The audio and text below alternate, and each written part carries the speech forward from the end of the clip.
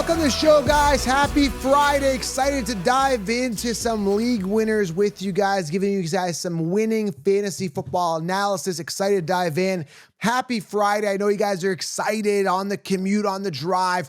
If you're driving in the morning, you just got one more day to go and it's weekend time.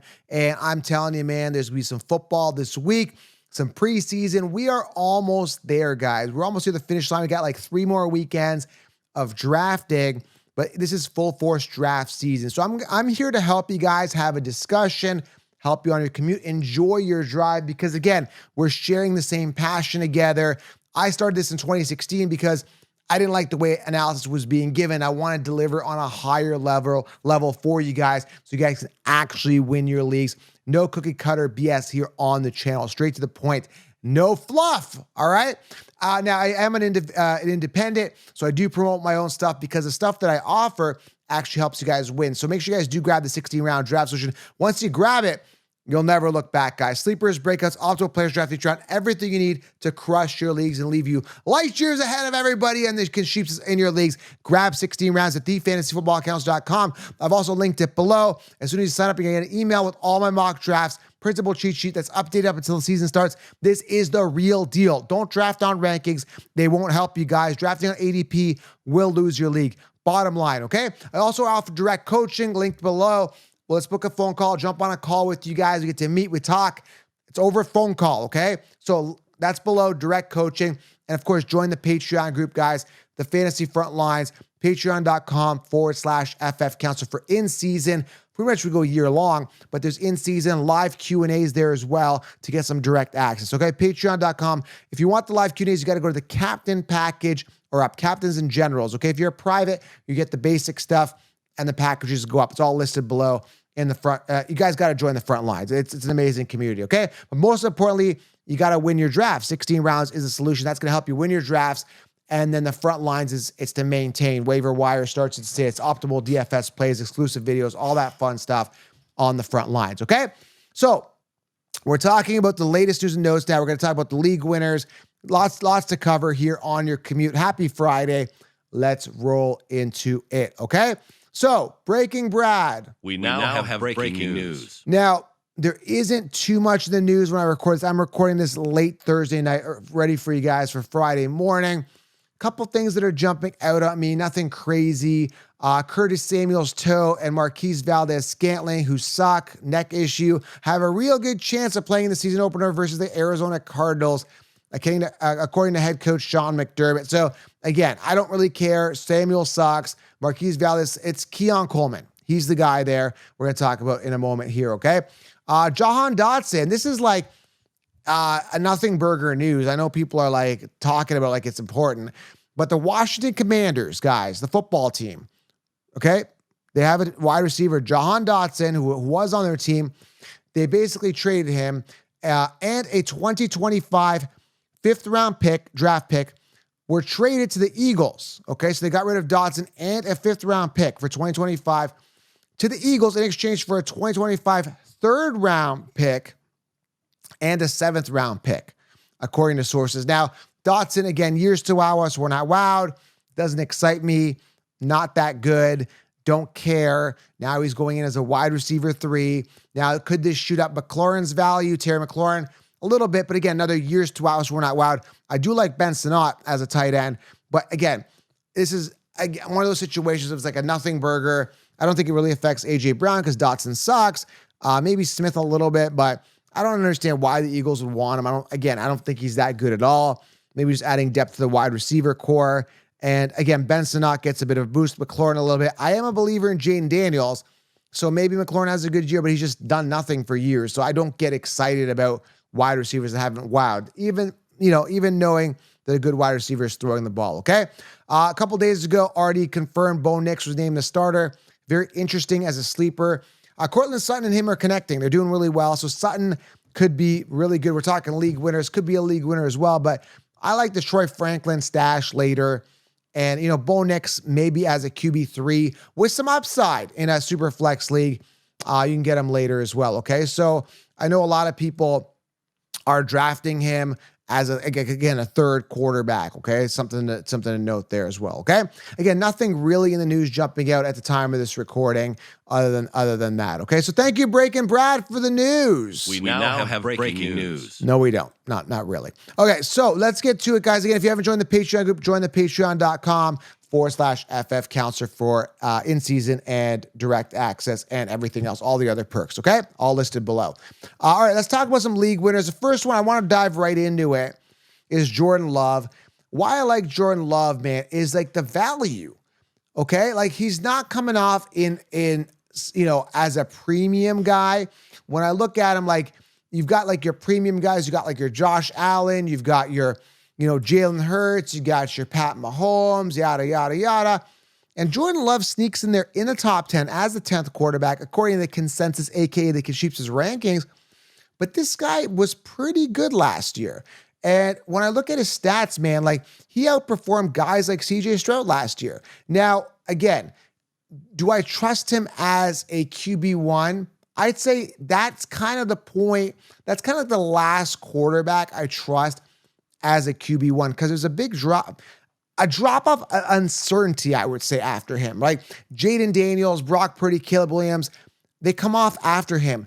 Tons of upside for Jaden Daniels, right? But Jordan Love just feels safer, okay? I like his offensive weapons. I believe in Romeo Doubs. There's a sleeper for you. I'm telling you guys, you're getting a round 9 wide receiver 1. You're getting a wide receiver 1 on your team in round 9, okay?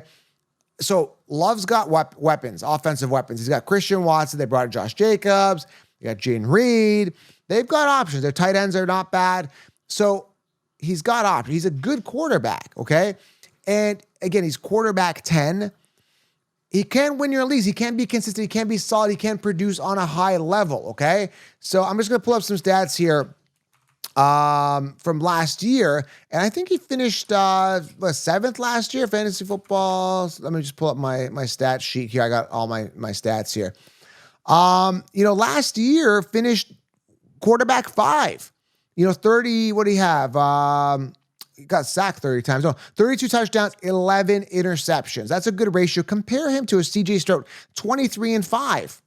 Now, I'm using CJ Stroud as an example because he's being drafted ahead of him.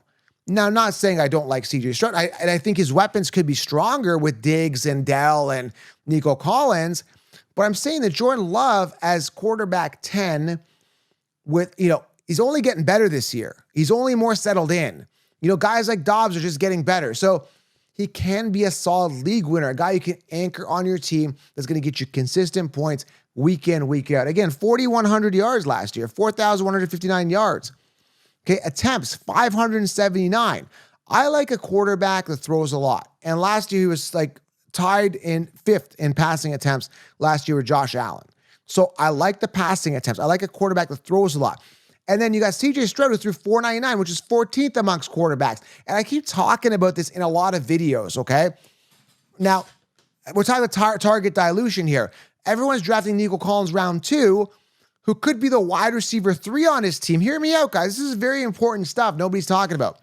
Nico Collins round 2, who could be the wide receiver 3, who had 109 targets last year, okay, who was 25th in targets amongst wide receivers at 109 targets, whose quarterback was 14th in pass attempts. Okay, let's think about this for a sec. Whoa, hold on a second. Now they brought in Diggs. Dell's healthy theoretically. Imagine all 3 of them on the field. They got in Mixon, Schultz, all that. Okay, so now how is Nico Collins, who was ranked 55th last year, being drafted in the 2nd round, only had 109 targets, which is 25th, and they brought in Diggs, who's going to dilute the target share completely, and they got Dell, and you're telling me I got to draft Nico Collins round 2? Are you nuts? When I just had the numbers right in front of me, I can get Jordan Love throwing the ball to Romeo Doubs, who's slated as the one they've come out and said he's the guy doing the best out of camp. They haven't come out and said Nico's doing better than Diggs. In fact, Diggs is actually doing better than Nico, I would say, from the videos I've been watching. I don't know what planet you guys are on. So I'm looking at this. I'm seeing Jordan Love, who is throwing more. He threw the ball 80 times more than CJ Stroud. Okay. More passing yards, more touchdowns, 32 to 23. And I get Romeo Doubs round 10. Sign me up. You know what I'm saying? That's how I look at it. Again, this is basic math. I'm not good at math, but I could see numbers here, and I'm seeing Jordan Love could be a league winner, and I'm seeing some value as well. Okay, so I like it. I like the situation. I like the scenario. I like the temperature there. I like, not the actual temperature during the winter in Green Bay, but I like, the feeling I'm getting here. Okay, so Jordan Love, league winner. And I just gave you some extra insight on that mess that's going on with wide receivers, the three-headed monster situations, the early rounds. Be careful, okay? Second guy here is Calvin Ridley. We talked a lot of stats here. I'm going to break away from the stats a little bit. I'm going to get back, kind of dive into a little bit. Calvin Ridley, I think he had 136 targets last year in a prime situation where he's a good wide receiver. He's really good. Came in and took the job easily from Christian Kirk last year. So how are people saying Christian Kirk's the one? How are people saying Christian Kirk's the one when he lost his job to Ridley last year in Jacksonville, and now he's slated as wide receiver 27, and you're telling me Brian Thomas Jr., who's also a potential league winner, which is not included on this list, there's a bonus one for you, is sitting as wide receiver 48. Anyway, just wanted to throw that thought out. I'm making you guys think. That's what it's all about, guys. It's like using your brain and thinking logically. And that's what I do in the 16-round draft solution. If this is making sense to you, man, this guy is talking common sense. Grab the 16-round draft solution. So I'm looking at Calvin Ridley. I'm thinking new situation here. Hopkins kind of over the hill type year, already banged up a little bit, in preseason, right? And then you got Will Levis, who's got a ton of upside, watching a lot of videos with him. As long as he doesn't get hurt, kind of looks like Josh Allen 2.0. He's got a nose for the end zone. He's running hard, throwing his body out there. Hopefully, again, he doesn't get injured. But Will Levis and Ridley could be connecting. They paid Ridley handsomely to succeed there. And another thing, you're getting him for absolute value. The big V here, right? The big V. So when I'm taking a look at wide receivers, he's sitting as wide receiver 36, and he's the wide receiver 1 on his team. So, man, oh man, is that value? Okay? So you got to know where the value is, guys. You got to know on the depth chart who's sitting on top and where you can get them. And that's what I'm saying. You can get wide receiver 1s later, and guys that could easily surpass guys that are coming off round 2, guys like Nico Collins and stuff like that. So, guys, you got to start, again, logic, common sense here, and practical stuff, okay? Practical stuff. All right, let's go to league winner number 3. This is just a general discussion here. Okay, we talked about Jordan Love, explained all the stats there, explained all that. We talked about Calvin Ridley, tons of upside, speedster, paid him a lot, upside of Will Levis. Let's talk about this one here, the situation here. We're talking about Blake Corum, Braylon Allen, and a ton of running backs that are in great positions to succeed. Now, this isn't just focused on one, but let me give you some draft tips here, fantasy football draft strategy, okay? Blake Corum, Braylon Allen, Audric Estime, let me keep going, Kamani Vidal, Tyrone Tracy, who else is there? I can't keep track of these guys. There's so many. Who is it? Bucky Irving, Tampa Bay. And if you guys don't know these names, Tyrone Tracy's on the Giants. I'm doing this off the top of my head. Kamani Vidal is on the Chargers. I don't trust J.K. Dobbins or Gus Edwards, right? Braylon Allen's on the Jets. Blake Corum's on the Rams. There's a lot of running backs that are pretty good, that are kind of on, they're backups right now, but they're in a position where they can't succeed. Chase Brown, I'm not sure if Zach Moss is going to do really well, right? Guys like Tank Bigsby is doing really well, okay? There's a lot of guys that could emerge and be league winners. Now, you're going to ask me who they are. I recommend some in 16 rounds. You're going to see me break them down. Some of the guys I like, do some mock drafts, make some recommendations. But what you're doing is you want to go top heavy running backs, the guys that are more secure. I tell you exactly who they are in 16 rounds. If you haven't got it, grab it below. You're missing out. You go top heavy on those guys. But later rounds, there is these sleepers, which again, the Blake Corums and the Braylon Allens of the world, that you can get later, stack a couple, and they could be league winners. Brees goes down. Braylon Allen's a beast. He's going to absolutely crush it. Again, there's just such a unique position this year. If an injury happens to certain guys or even lack of performance, I'm not sold on Zach Moss being a starter. I'm not sold on Devin Singletary being a starter. I'm not sold on Aaron Jones being a starter. Now, mind you, Ty Chandler, not that good either in Minnesota. That's a whole other discussion. But I'm telling you guys, there's a situation, guys, a unique situation where a bunch of these guys that are running back can be fantasy football league winners. Again, to highlight exactly which ones, you got to do your own research. And these guys are bench stashes at best. Mind you, Blake Corms and stuff like that, guys like that are coming off a little earlier than some of the other guys I mentioned, the Bucky Irvings, Tyrone Tracy's of the world, Kamani Vidal's, okay? But there's a unique opportunity based on the talent above them not being good that these guys can emerge, okay? So just stash a couple of them, right? You got yourself a potential league winner and you can be very, very happy, okay? Again, for me to predict exactly which one is a guessing game. And again, injury kind of has to happen, and major lack of performance, which can happen with a bunch of these guys, because a bunch of these guys I'm not really sold on, okay? So, guys, very, very important. Stash a couple of these potential league winners at the running back position, okay? 2 more league winners here. The last one's my favorite, so make sure you guys stay till the end. Let's rock it. Actually, before I do, I have to plug my favorite place to enhance my game watching experience. This show is brought to you by mybookie.ag, guys. Head on over there, use code FFC. You can enter a survivor pool right now. If you guys think you know football, head on over there, mybookie.ag, under contests, right? There is a survivor pool for the NFL. So go in there, dive there. Also, if you guys want to do your spreads, football is back, get into it. And if you guys are into bets, mybookie.ag, FFC is the code you want to use. Go create an account right now, up to $1,000 in welcome bonuses. This is the site I use. This is the site I trust. I've been with them for years. mybookie.ag, but you got to use the code FFC for all the perks. Go create an account right now. Put down your first deposit. It's up to $1,000 in welcome bonus. And guys, go join that survivor pool, okay? Under NFL contest, all right? 2 more league winners here for you. Excited to get to them.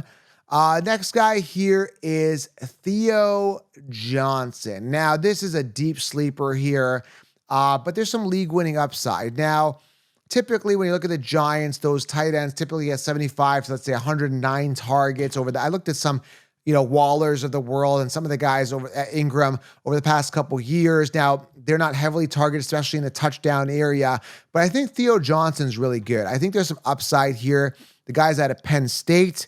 Only had 7 touchdowns last year at college. He's 6'6", 250 pounds. He's drafted in the 4th round by the Giants. A lot of hype around him, I'm hearing, just from beat writers and people that know him. I had Pat Fryermuth on the show, asked him, hey, man, what rookies do you like this year at the tight end position? Because you know the position well. He's like, that Theo Johnson looks pretty good. So, I mean, there could be something here with Theo Johnson, man. I'm just saying, as a sleeper, potential league winner at the tight end position. Hey, I'm not saying he's this year's Laporta. I'm not saying that, but he is a backup tight end with some upside in a great unique situation on the Giants where they don't have a lot of options outside of Malik Neighbors. So Malik Neighbors, he's double coverage, just underneath, throw some passes to Theo Johnson, and he's like a bull. He's literally like a bull. He'll run you over. There is something unique here with Theo Johnson. This is a bit of a reach, but an interesting reach and a bench stash with some upside here, okay? Theo Johnson, just very, very interesting. Definitely want to maybe consider, okay? The last one, you guys know, if you're new to the channel, guys, smash it, tap it, slap it, hit the thumbs up. I looked at the subscriber base, and 70% have not actually subscribed. Lots of millions of viewers, but 70% have not subscribed. We got our loyal guys here. I appreciate you guys who are subscribed. Hit the thumbs up, smash thumbs up, and hit that subscribe button. Turn on the bell for lives and every morning show, okay? 7 a.m. during the week. All right, last guy here. I've talked about him. Again, if you're new to the channel, you might not have heard me talk about him. If you're a regular, I talk about him a lot, but that's okay. It's Keon Coleman. Let's keep talking Keon. You guys know you guys love it when I talk Keon Coleman, man. How do you not talk about this guy? Again, we did the Fantasy Sports Summit. I had Frank Gore Jr. on the show, and I asked him, what do you think of Keon Coleman? I think it was Jimmy Maverick asked him, co-host of the show, hey, man, what do you think of Keon Coleman? He smiled. He's like, man, that guy's going to be amazing. So I don't know what his exact quote was, but something like he's going to be a highlight reel or something. He's like, I can't divulge too much, but it's going to be good. It's going to be good for Keon Coleman. Now, the big attraction to me is that there's zero competition there. Zero. There's no other wide receivers in that committee. It's Keon. That's what I look at. I look at how good the talent is at the wide receiver one and who's behind him. He's got nobody. There's no other wide receivers. I don't even know their names. It's just Keon Coleman and everybody else. There's a Curtis something there, Samuel? I think Kurt, what's he gonna do? He sucks. And if you don't believe me that Curtis Samuel sucks, go look at his stats. I don't think he's had a 1,000-yard rushing season like 20 seasons that he's been in the league. Like, he sucks. So it's going to be Keon Coleman and everybody else. And not only that, he's coming off in round 9. Maybe his ADP is going to come up. It continues to come up. Let's say round 7 and 8, right? But you're still getting a guy that should be drafted in round 1 because that's where Diggs was coming off for years. You're getting a 7-round discount simply because people don't know. You don't know what you don't know, but I know. I'm telling you, make sure he's on your roster because he's a top 5, top 10 wide receiver this year. We got 240 freed up targets. There's no Gabe Davis. There's no Diggs, and there's no competition. He's elite talent. Look out, Keon Coleman. I don't want to hear any complaints. He doesn't know how to separate. Dude, if you get 200 targets coming your way, you're going to separate. You're going to get volume. You're going to get touchdowns. You're going to get work. And we just talked about this earlier in the show. Josh Allen throws 5th in pass attempts last year. So, dude, there's no Diggs. If Diggs was there, okay, so let me ask you this, right? Keon Coleman's elite talent, could be a touchdown monster. Would you draft Keon Coleman in round 2 if Diggs was there? The clear answer would be no. You wouldn't do that, right? You'd be like, no, I wouldn't draft Keon Coleman round 2 with Diggs there. Are you nuts? Why would I do that?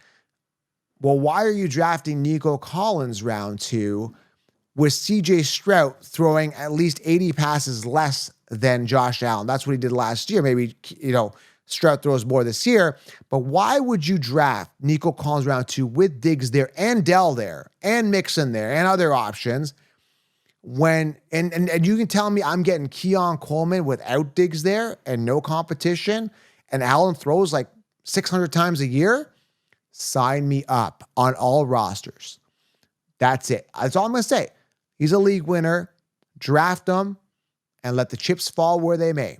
But I'm telling you right now, they're going to be riding him. And you're going to remember the counselor said he was wide receiver 50. Wide receiver 50 for Josh Allen's. Not some bottom feeder like, I don't know, Gardner Minshew. All right, we're talking Josh Allen's. Wide receiver 1, and I get him in the 8th round. Wow, that's league winning stuff. That's the type of stuff that you need to win your leagues. All right, go grab the 16-round draft solution. I'm not saying Keon Coleman's like your main guy. You're gonna have depth. You're gonna have a backup plan for a backup plan. That's what you're gonna do with the 16-round draft solution. If you are new to the channel, smash a tap and slap. I hope you guys have a great Friday. I appreciate you guys being here. Have yourself an outstanding day. Thank you guys. It means a lot. And have a good day. League winners, fantasy football league winners. You need to have these guys on your roster. And they're sleepers. They're great value as well. Okay? We'll talk soon, guys. Appreciate you. Have a great weekend.